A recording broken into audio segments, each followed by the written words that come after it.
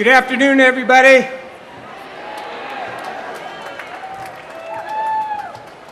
Students, families, friends, and colleagues, it is my privilege to welcome you on behalf of the Board of Trustees, our faculty, staff, and alumni to the 50th commencement of GCC, the graduation of the great class of 2013.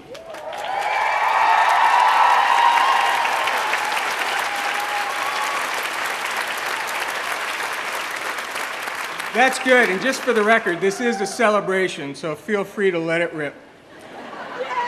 Before we get started, I would like to introduce the platform party from your left to your right. Chair of the Board of Trustees, Robbie Cohn, Student Trustee Michael Lewis, Professor Emeritus Ann Wiley, Chief Academic and Student Affairs Officer Cher Ruska, Student Speaker Eric Reisinger, Professor Emeritus Marianne Kelly, Representative Paul Mark, who is also the Vice Chair of Higher Education, and Platform Marshal and Czar, John Murphy. Just a quick word about Mr. Murphy. About 2 weeks ago, I said, John, you really need to let me know when you plan to retire so I can just take a minute to recognize you at your last commencement. And he said, 2 weeks ago, Bob, this will be my last. So for this whole century, John has been the head of the platform party and has taken good care of all on the platform and all the students that get the right diplomas. He's the guy that helps make that happen. So John, our best to you as well.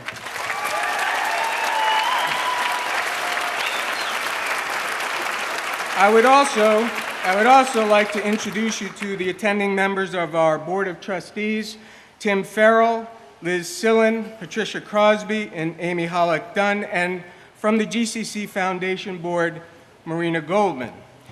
Let me also take this moment to thank Missy Ike Richardson, Mary McEntee, Laura Earle, Lori Parker, Holly Fitzpatrick, Kathy Molino, Andy Pearson, Tim Shippey, Jeff Marks, and the entire physical plant staff, Ryan Aiken, Shane Hammond, Gary Long, Fraser Stowe, the student marshals, Kia Burton McLaughlin, Liz Carlton, Tony Gurick, and J.D. McCauley, public safety, the Fitzvote catering staff, the bookstore staff, Judy Raper, Shannon Coskren, Brian Smith, Colleen Kaczynski, Colleen Caffrey, Deb Chown, Diane O'Hearn, Anna Berry, Julie Shaw, Liz Carroll, and Mark Hudgen.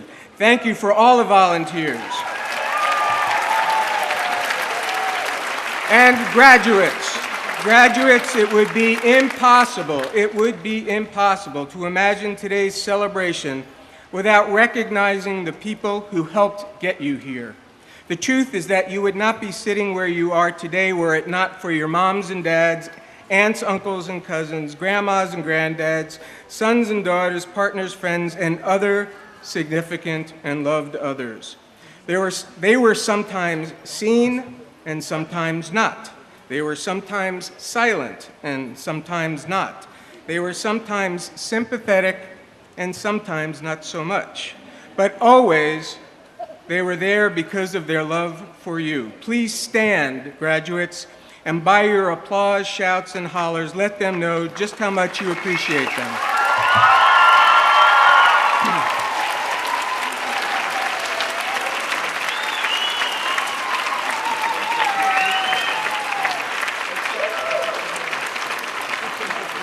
Your achievement is also a reflection of your teachers, the faculty and staff of GCC. Each has come to GCC because of you.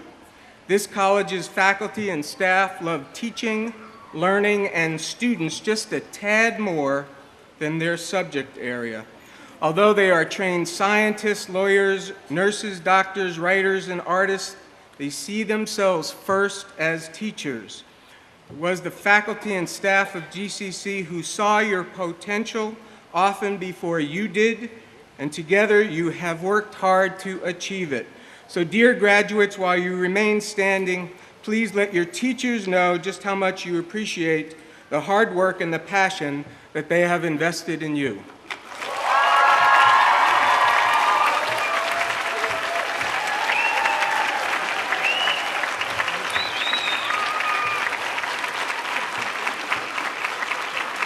You see, graduates, it really does take a village.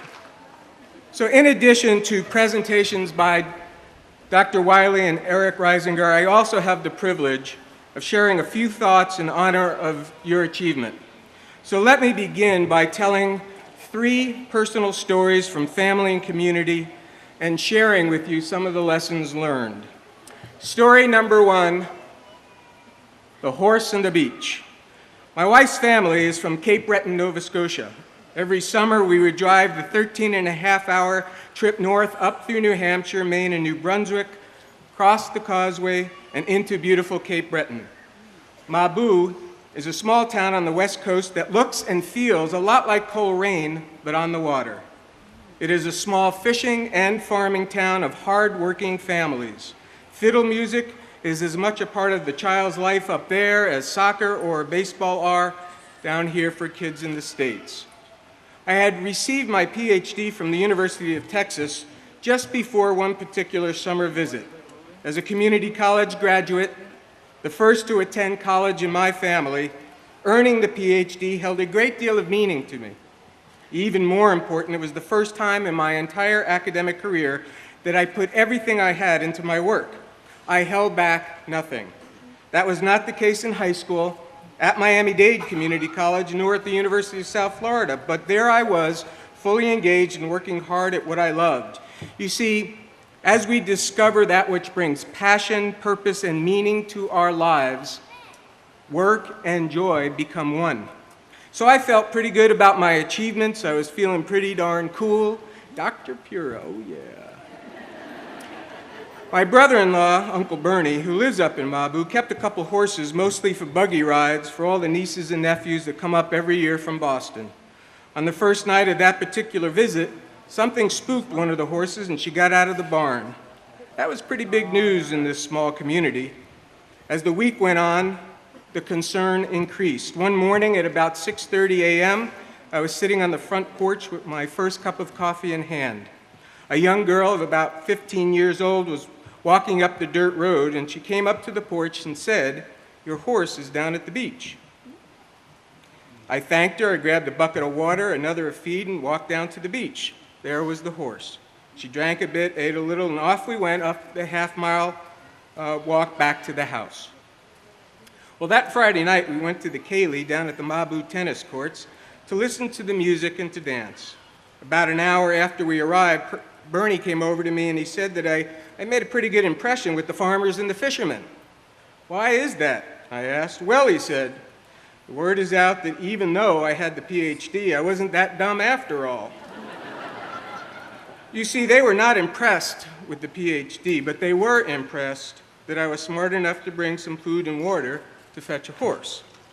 While there are many lessons in that experience, one lesson for me is that good grades and college degrees don't mean that you are smart. It is the application of the skills and the knowledge learned that define one's intelligence. I have been working in and serving the community colleges of Massachusetts since 1978.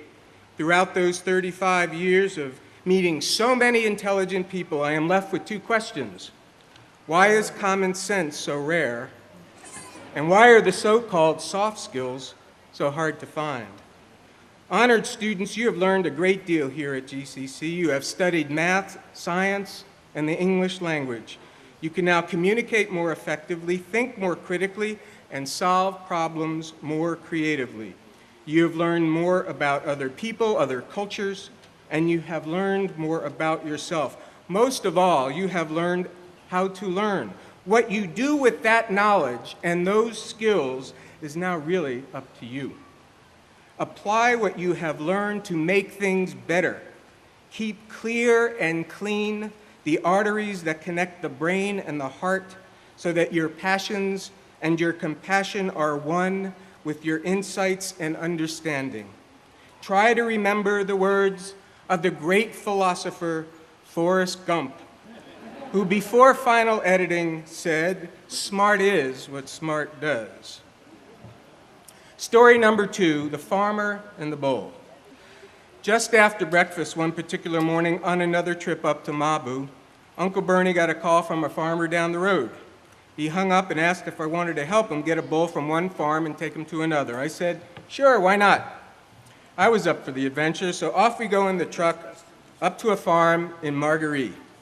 As we were driving, I started to think about what had I gotten myself into. What the heck do I know about getting a bull out of a herd and into a truck? Nothing. The bull was in the middle of about 75 cows as we arrived. I got out of the truck, took a deep breath, and I dove in. We walked straight towards the bull. "Not so fast," said that bull. Pretty soon it was clear that we three humans were out of our element, and that bull was just not going to be cornered, run down, latched onto, or in any way, shape, or form come easily into that truck. "Stay here," said the farmer. Bernie had a knowing smile on his face. I only had sweat on mine. The farmer walked to the barn, grabbed some feed, and opened the corral gate. Sure enough, one by one, all the cows and that one bull slowly but surely walked into the corral. The farmer and Bernie then walked over to the bull, put a rope around its neck as I backed up the truck. Lo and behold, they walked that bull right up to the back of the truck, and off we went. When I looked back, I saw that farmer wrap the rope around the gatepost. All I could do for day after day was to think about how those large and very powerful animals, they were held in that corral just by one little rope and a few 2x4s. Each of those cows was capable of smashing in the side of the barn, let alone the rope. But there they stayed as if corralled by a steel cage. I began to think a great deal about the ropes and the 2x4s that have held back so many. I began to think about all the barriers, real and imagined, that keep us from the pursuit of our dreams. I truly believe that we all possess the keys that unlock those gates. Rosa Parks showed us that she did. Gandhi and MLK did. Emily Dickinson and Gloria Steinem did. Presidents Lincoln, Kennedy, and Obama certainly have. And we absolutely know that 14-year-old Malala Yousafzai does. Malala, as you know, is the girl who was shot just for wanting an education for all girls in Pakistan. Each had the courage to seek change for the better. But I don't have to look any farther than the great class of 2013 to see so many of you who have also found the courage to untie the ropes that have held so many back. You have struggled against poverty, classism, racism, sexism, hunger, the fear of failure, and the fear of success. A second language, addictions, physical and emotional disabilities, trauma, PTSD, and you have had to fight to ignore the messages of those who did not believe in you. In short, you have learned to overcome the barriers that have held you back from pursuing your dreams. That work continues. And in closing, story number 3, looking back. My dad was an immigrant. He came to these United States as a child through the doors of Ellis Island. He worked hard all of his life, economics forcing him to drop out of high school. Dad died of leukemia. About a month or so before he passed, we went out for a walk after dinner one night. The leukemia now relegated him to a wheelchair. So as we were walking, he grabbed the wheels of the chair to a stop and he said, "I made 2 mistakes in life." Dad was not a very talkative man, nor is he too philosophical in his conversations. So I thought he was going to talk about insurance or meds or his doctor. Instead, he turned and he said, "I worked too hard all of my life, and I did not make enough time for you and your mother." Well, needless to say, this led to a long and very emotional conversation for the both of us. Dad worked 6 days a week at a deli all of my life. He had Wednesdays off. I don't remember my dad or mom ever having the privilege of taking time off to watch me in a Little League game, listen to a concert I was playing in, or attend an event at school. The same was true for many in my generation and in the working classes of America. It was just the way it was. But now, as parents and community college graduates, I might add, we don't miss any of our daughters anything, not one. Talk about an American dream. Dear graduates, we all have work to do, and that work is to ensure that our work alone does not become life itself. In her commencement speech at Smith College just 2 weeks ago, Arianna Huffington challenged the women in that graduating class to redefine success. She went on to say that burning the candles at both ends only leads to burnt-out leaders. I think that was what my dad was trying to teach me on that walk only months before he died. I am still trying to learn that lesson. I am still working at that balance. I ask that you join those Smithies in redefining what success looks like in your life and in this country. Time, dear graduates, is privilege. Take time for your loved ones and make time for yourself. About 6 years ago, I was having lunch with Peter Straley, the CEO of Health New England. He said that the best thing I could do as a president of GCC for our students, faculty, and staff was to model taking a nap in the afternoon. I laughed, saying, "Oh, sure, I could see that picture on the front page of newspapers across the country. Public college president asleep at the wheel." But that is exactly what Arianna Huffington, CEO of the Huffington blog, did. She created nap rooms in her corporate office, and she said that they are all overbooked. Like my dad, we here under this tent are worker bees. We are, in fact, the hard-working backbone of our nation.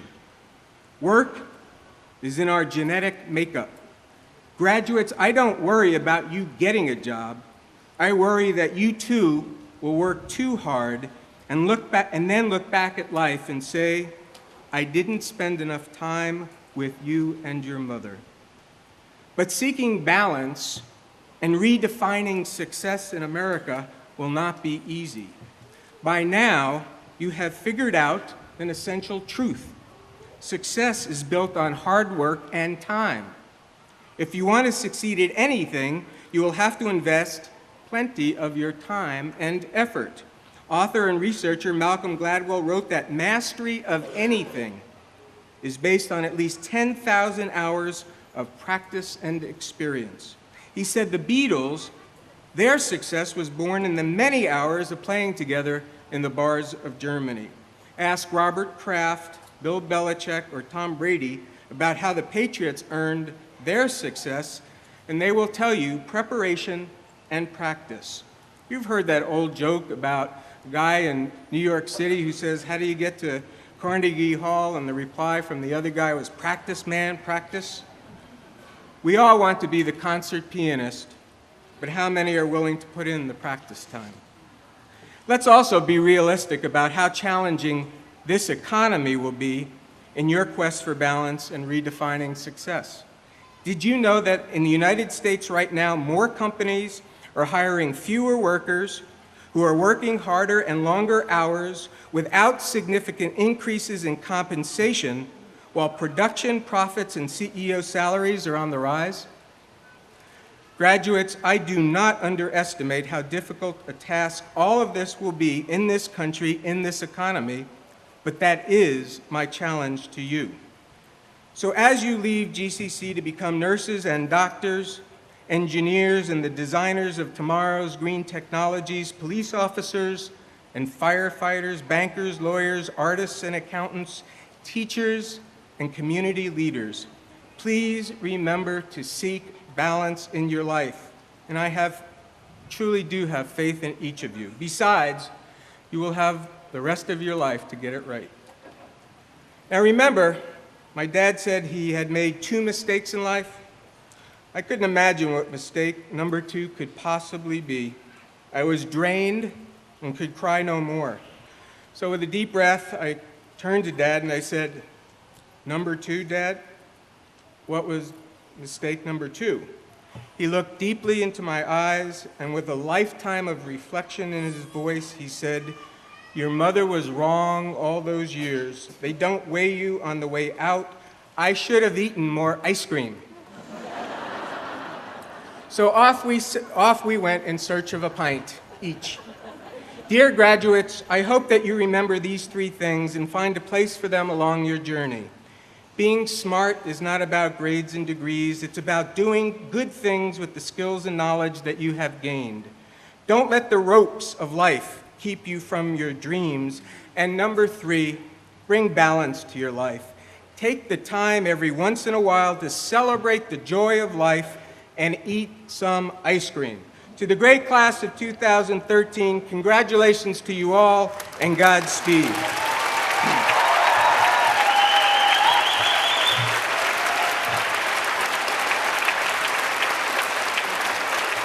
Thank you. It is now my honor to introduce our 2013 student commencement speaker. Eric Reisinger started at GCC in the spring of 2008, and over the course of his 10-plus semesters has explored a broad range of subjects before finding his calling, his passion, in computer science. Eric has served as a peer tutor since the fall of 2009 and was named to the Dean's List on multiple occasions.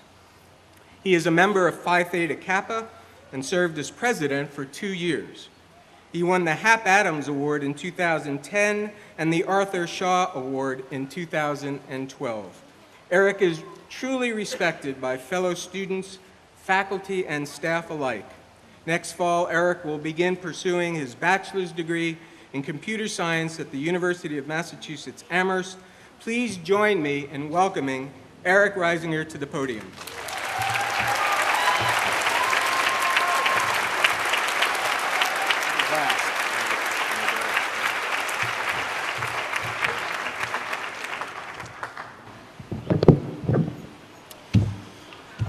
Put so much work into my hair this morning, and then it was all undone by 10 minutes in a fancy hat, so.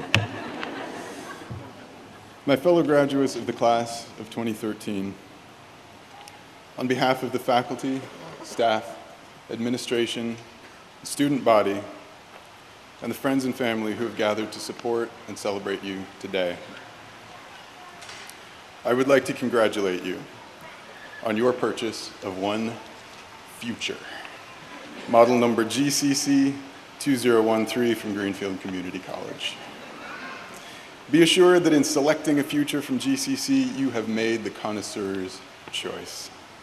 So certain are we that you will be thrilled with your Future that we proudly offer an unconditional lifetime warranty, which President Pura will be handing out to each of us shortly. But make no mistake, a Future from Greenfield Community College cannot be had for money alone. Take pride in the knowledge that if you are here, it is because you worked hard. You made sacrifices.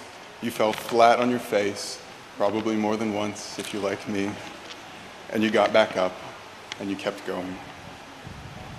If you are here, it is because you had the support of family, friends, and the college itself. From the math studio to peer tutoring, to the incredible faculty, staff, and administration who make it possible for us to succeed. But most of all, if you are here, it is because you earned it. Regarding the care and maintenance of your new Future, when you first receive it, you will notice that your Future is bright, shiny. It has that new Future smell. Please note that any luminescence you may perceive is not a feature of the Future itself. This is the fine print, but is a reflection of the hard work that you have put into it. Your Future is, after all, only a container. What you see in it is what you have put there yourself, and what you put there is up to you. If you wish to keep your Future as shining and bright as it is today, keep investing in it the way you have during your time here at GCC. Fill it up with the things you love, and don't be afraid that your Future will not be large enough to contain your dreams, because every Future is fully expandable, right out of the box.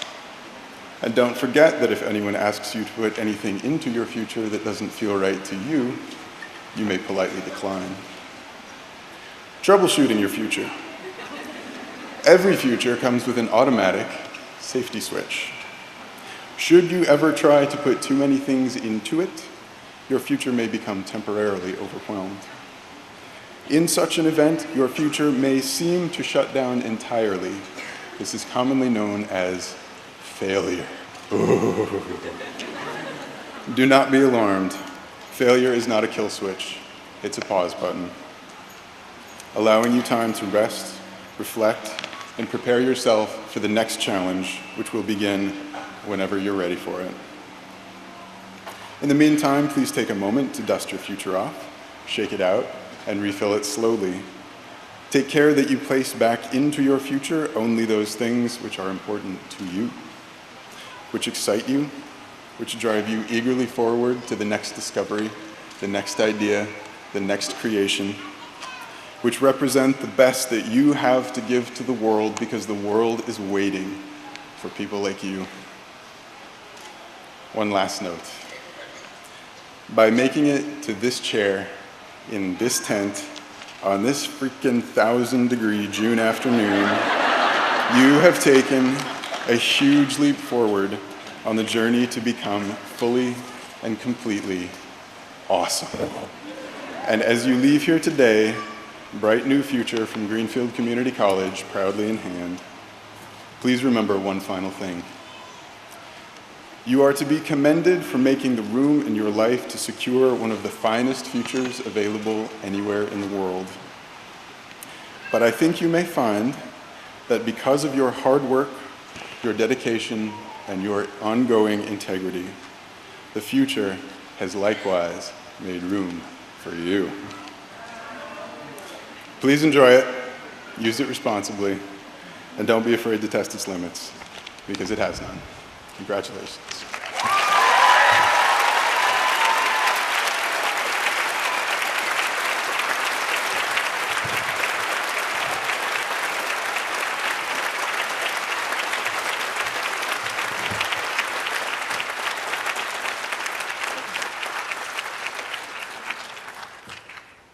Dr. Ann Wiley has been teaching, learning, and leading at GCC since 1977. During those 36 years, she has presented, cajoled, promoted, and/or facilitated into existence new programs, courses, centers, and resources. Examples of her achievements at GCC include the Vagina Monologues, 1 Billion Rising, and the Social Science Studio, and attended the first National Women's Studies Curriculum Transformation Project Conference at Wheaton College in 1983, which resulted in the first GCC Women's Studies course offerings in 1986. She promoted a Ford Foundation grant to develop the Gender and Women's Studies program option, and she was founder of the GCC Women's Resource Center. GCC students, faculty, and staff benefit from Ann's commitment to organized labor. For Ann, the personal and the professional and the political always intersect. Ann's willingness to use her social capital on behalf of individuals and the collective speaks to her courage. Her colleagues see Ann as an educator first and foremost, evidenced not only by her contribution to her colleagues' professional development, but to her own as well. The GCC Professional Resources for Teaching and Learning website is a reflection of that commitment. Ann is known by those closest to her as a voracious reader of anything and everything to do with education, especially public higher education.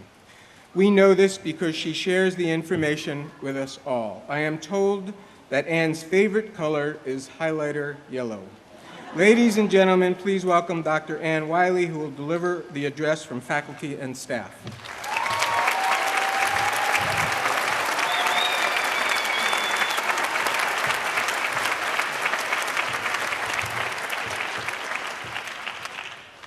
Thank you all. It's a little scary to be in front of all of you. I know that's hard to believe, but I know you'll be patient with me. I first want to acknowledge, like Bob did, all of the invisible people who have made this day possible. These flowers don't show up by themselves, the tent doesn't get put up by itself. None of this happens without the hard work of my colleagues that are around the tent, behind me, and to the left and the right. If we could just give one more round of applause.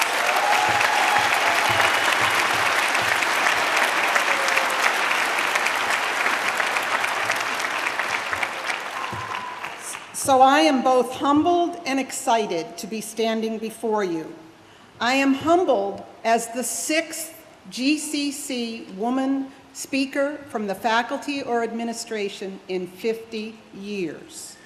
I am excited to stand here, for what professor doesn't want to have the opportunity to provide a few words of advice? And it is special because I too feel that as I am in the class of 2013, as I retire with 4 others who have collectively provided 110 years of service to GCC. I know I'm supposed to be a little bit funny.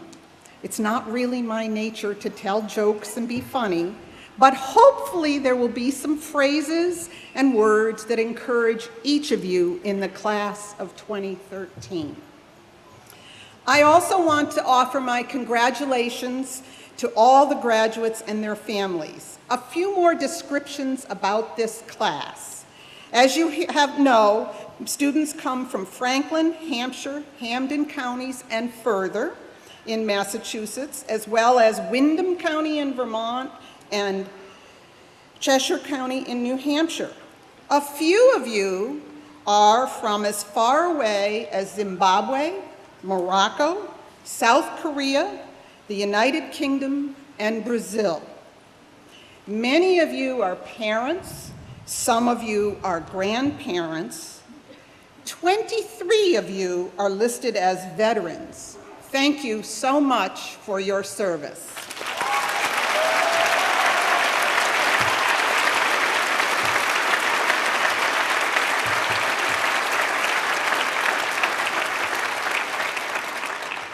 Many of you began here with your GED, while others came directly from high school.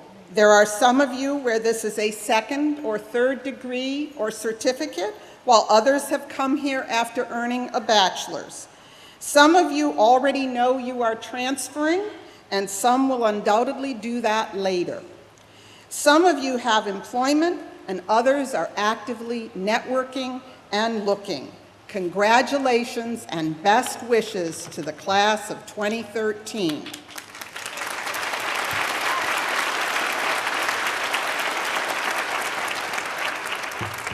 Before I make a few suggestions on how to live the good and happy life, let me describe some challenges in public higher education. I want to make sure that that opportunity that has been provided to you will be available for future students. Indeed, President Pura often says we here at GCC make dreams become a reality.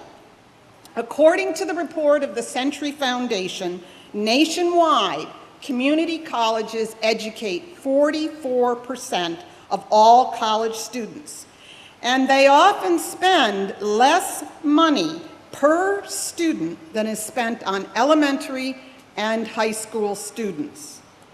80% of all first responders in our communities are often educated at community colleges. We owe a debt to them. Nationwide, 12% of transfer 6 years after beginning at a community college. GCC has nearly double that rate. It is still not enough.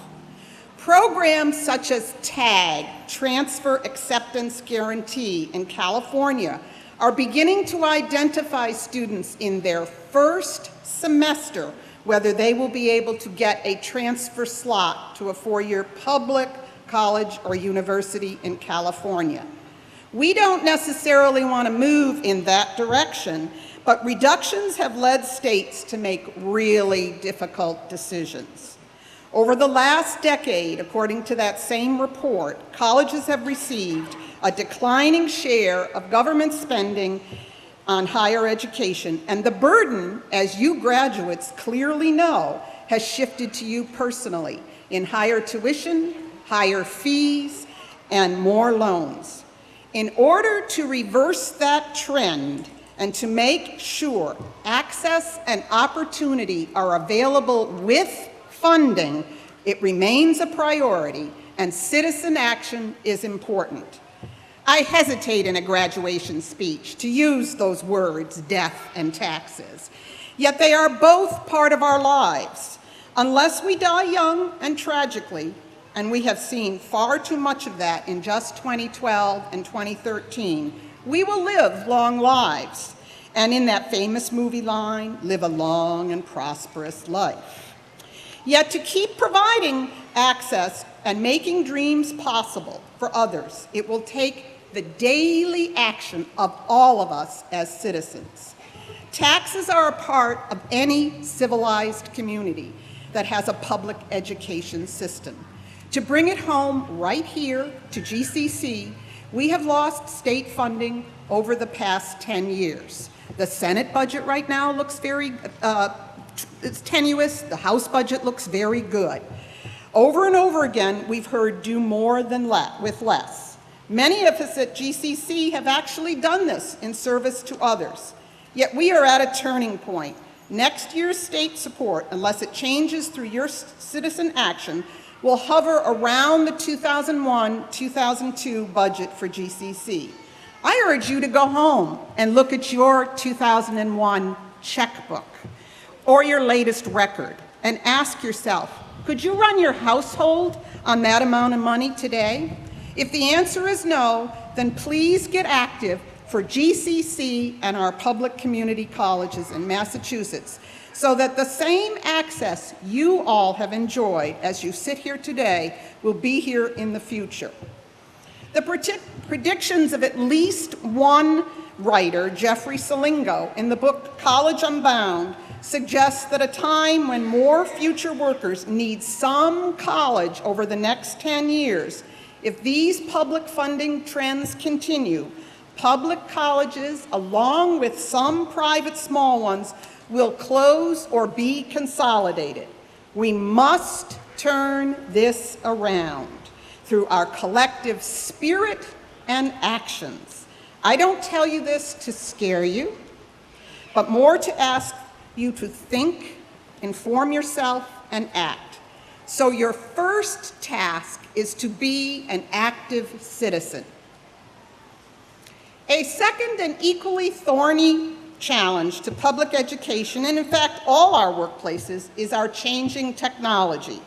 We've seen both the benefits and the drawbacks to this technology. The future holds some interesting challenges. All sorts of computer programs are in our phones, our computers, our iPads, and even in our clothing and are able to track us. We know that some of this is really helpful, for instance, in getting medical attention to us faster, or even helping those less able, such as the blind person's ability to do their wash with smart clothing tags and smart washing machines. Yet we must pay attention to our privacy rights too. Others of you have probably heard the new buzzword MOOCs, massively open online courses. While these large online courses with sometimes as many as 10,000 enrolled offer training, badges, certificates, and have a role in education, I really do believe that, they cannot and will not take the place of face-to-face classrooms or even institutional small online classes or hybrid classes, what we offer here at GCC. Most research in psychology still suggests that face-to-face classroom dialogues, mentoring, and being with a coach or a facilitator or a teacher is still the best way to teach and learn. Here, your task is relatively easy. Pay attention to technology trends and watch your privacy rights. And secondly, tell your story. Send a letter to the editor, create a blog, tell a friend, tell your family, tell your employers all about the memorable moments in classrooms, in and out of our hallways that you've had at GCC, when you had that aha moment. Tell everyone what your GCC education has meant to you. I'm going to turn in a minute to creating hope, because we want to end on an upbeat. But please know that some of the graduating classes, that all of you in 2013 faced some uncertainty and challenges. Bob already spoke about it. Others have challenged you. You face a 7 to 10% unemployment or underemployment rate, depending on where you live. In the U.S., 1 in 5 children live in poverty, and 1 in 6 goes to bed hungry at night.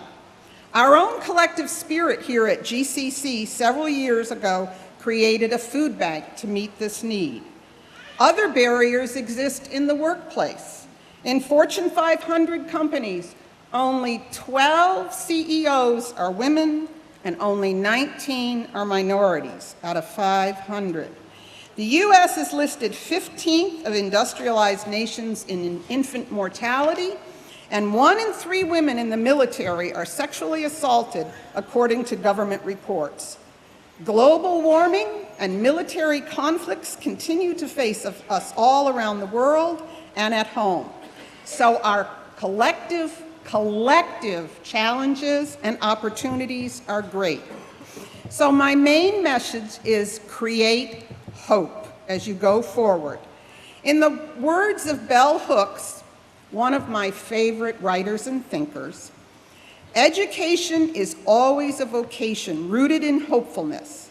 As teachers, we believe that learning is possible and that nothing can keep an open mind from seeking after knowledge and finding a way to know. So create hope. I have a little challenge and hopefully a wishful thought for each of the letters in create hope. A little hokey, but maybe you'll take something away. The C stands for challenge. Challenge yourself and others. Continue learning ways to stay current in your chosen field and over your lifespan. If you are 22 today, you will have as many as 25 careers and jobs. Keeping current and constantly learning will be part of your adventure. The R in create is for resilience. Be resilient. There will be setbacks. Some analysis suggests that failure is an important aspect of our human lives. You will need to figure out how to handle both the big failures and the little ones. I failed English Comp 1 and theology in my first semester, but went on to get a doctorate. So you too can do these things. Resilience is a key to success and a meaningful life. Psychologist Brené Brown suggests that we acknowledge the power of our vulnerabilities because it is indeed what makes us human. The E in create is educate yourself and others around. I have found that constantly placing myself in the role of student has been really helpful. Attending a conference, taking an online course, learning new technology by myself and with others has been really important. And for me, as some have already said, reading has been the hallmark of a continuing education. If you do not have your public library card, that is your first task next week. Activism, be activists. I cannot tell you how important activism is. Not only does activism contribute to the changes for all of us, it promotes a healthy lifestyle, and some research suggests that if you are an activist, you fire more brain neurons. That means you're smarter. T is for think creatively. Think out of the box, speak up and speak out, raise questions. Don't be afraid to use that voice that has been cultivated in our classrooms and hallways. The E in create The last E is environmental action. We have both micro and macro environmental tests ahead of us. With your college education, you are able to critically analyze the pros and cons of many environmental and energy issues. You're also able to change both in your own life and in larger communities with your commitment to reduce, recycle, and reuse. The second word, create hope. Hope. Head, hearts, and hands are the H. Many activists, feminists, inventors, change agents, and others use their head, their heart, and their hands to create a better world. We sit here today with many advantages provided by the struggles of those before us. Public, comprehensive community colleges did not even exist 75 years ago. It is important to use your head to gain knowledge to make more change happen. Ultimately, it'll be your heart, your passion that will move us all forward. And don't forget that the social movements of the 20th century, the public community college movement, the labor movement, the civil rights movement, the women's movement, the GLBTQ movement, the environmental movement, and the peace movement, all of them have required not just head and heart, but hands, doing the consistent and persistent work of creating a better world. I believe this class of 2013 and all of the supporters can create more hope through using your head, hearts, and hands and working together. The O is for optimism. Have optimism. In Emily Dickin's words, she said, "I dwell in possibility." As an optimist, that basically means you believe in possibility. Some research in psychology that suggests being an optimist as well as a realist can help you create an engaged and meaningful life. The P in hope stands for peace. Create peace in our homes, peace in our places of work, peace in our societies, peace in our world. It's important to work for peace on a daily basis. The E, the final E, enjoyment. Find joy and laughter. My grandma Hazel, who emigrated from French-Canadian ways up in north of upstate New York in 1901, one of the first to have the right to vote in America as a woman, she always said, "You get more in life with a little sugar and less vinegar." I always took her meaning to be that if you are kind and you smile, you get more work done. I've not always been able to do this, as some of my colleagues will tell you, but it's something I strive for daily. In fact, it takes 10 muscles to smile and 6 to frown, so laugh and smile away. My final notes. I cannot leave without one more plea. Give generously to others, for it is in giving that you will be happier. Many of you have had the good fortune to receive both government grants and foundation scholarships that our community has generously donated over the years. You probably saw the recorder yesterday that spoke how we have surpassed our goal for this year, and trust me, the foundation will continue to take your small and large donations. So when you earn a salary, give back. There are many scholarships and ways to donate. And in your neighborhoods, do not be afraid to talk about revenues, raising revenues. Use that T taxes word. For countries that support their next generation with government support will maintain their democracy and engage more citizens. There are other ways to give back. Give time to others, serve on boards and advisory groups, contribute to school and town boards, engage in your communities, large and small, and give back to GCC. Create hope. Challenge yourselves, be resilient, educate yourselves and others, be activists, think creatively out of the box, and be environmentally conscious. Hope, head, hearts, and hands, have optimism, create peace, and enjoy life fully, laugh and smile a lot. My final words again from bell hooks. Love is the combination of care, commitment, knowledge, responsibility, respect, and trust. So go forth, be kind to each other, care and love others, take actions for change, and don't forget to smile and laugh.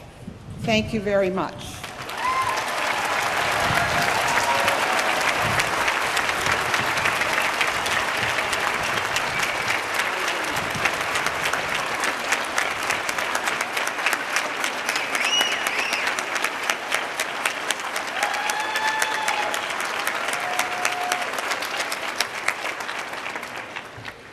Thank you once again for joining us to help us celebrate the accomplishments of these students.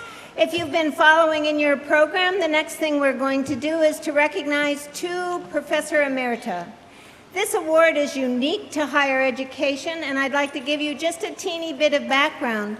We have so many qualified and superbly giving faculty and staff, and so when we just focus on two, I'd like you to know why. This is an award that starts with faculty who are closest to the person given the award, the one who's seen them day in, day out, classroom, meetings, and the full gamut of the faculty life. A recommendation goes from them to their dean, to the chief, to the president, and then to the board. So this is a recognition truly that crosses the gamut of the college because their work has crossed all aspects of the college. So the joy of these awards is that we get to recognize these accomplishments. The sad part is we only do it when people are getting ready to retire. So this is a very special last opportunity for us to recognize these two. As your program notices, we will be recognizing Dr. Ann Wiley, whom you've just met, and Ms. Mary Ellen Kelly today. I have the honor of saying a little bit about both of them, although President Pura has done a wonderful job of highlights for Ann. I would like to just summarize by saying that these two have made a huge accomplishment. They've launched students, shaped the operations and services of the college that will last long beyond them. They have advanced the professional success and skills of their colleagues. They have spurred action on behalf of women and social justice, and more than anything, they model a truly value-driven life. So Ann is our first one. The president has already introduced you to her, and Ann has done an excellent job of introducing herself to you and her values and her commitment, but I'd like to just fill in a few blanks. Indeed, Ann has been with the college for 36 years. She came originally in early childhood and ended up as a professor of psychology. That's another tip to you graduates. Many of us on this stage changed our majors just a few times, so don't feel like you're tied anywhere. She was originally hired, as I said, in early childhood and has served both as a leader in that program as well as in psychology. Her contributions extend both to that program, Gender and Women's Studies. That program flourishes because of her continued leadership there as well. She has been a champion in bringing co-curricular programs to the college, ones that are not always easy to hear, but one whose message are key for us in our educational work to change the world for the better. Ann has been, in addition to her teaching, her administrative roles, she's also served on a whole variety of committees at the college. She's presented across the state and at national associations. She's served her union, both locally and at the state level. She's also been a contributor in the community, a leader for many years in NELQUIT, New England Center for Women in Transition. But I'd like to summarize, and it's hard to summarize so many years of accomplishment into one paragraph. But overall, I would say Ann has been a vocal champion of institutional integrity, academic quality, student engagement, promoting the advancement of women and all, professional development programming, and I would say her hallmark has been challenging us all to continuous improvement in everything that we do. Anne has been leading the charge here for many years, and we wish her well as she takes that dynamism and energy to new ventures. Please help me recognize Anne Wiley.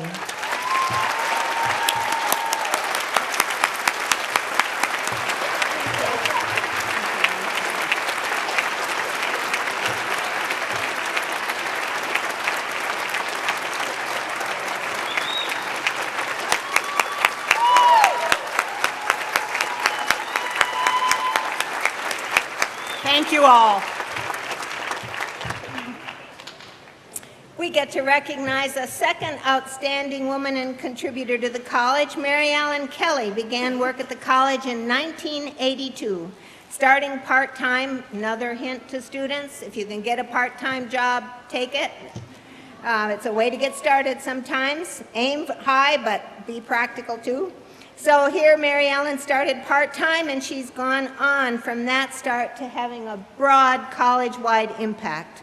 In 1984, Mary Ellen moved into full-time at the Learning Center and Peer Tutoring program as a writing tutor specialist then, but she has gone on to become the co-coordinator of that program and a significant contributor to the fact that that program carries national recognition and provides superb tutor training, which is going to launch some new opportunities for students sitting before us.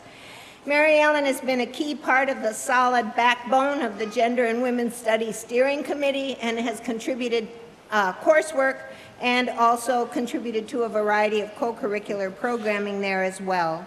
Part of that for many years was her work with the Clothesline Project, which highlights the damage of sexual violence and features the women who have risen above that pain.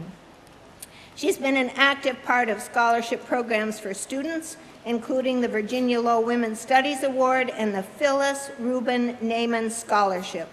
In our greater community, she also has been a leader and contributor to NELQUIT.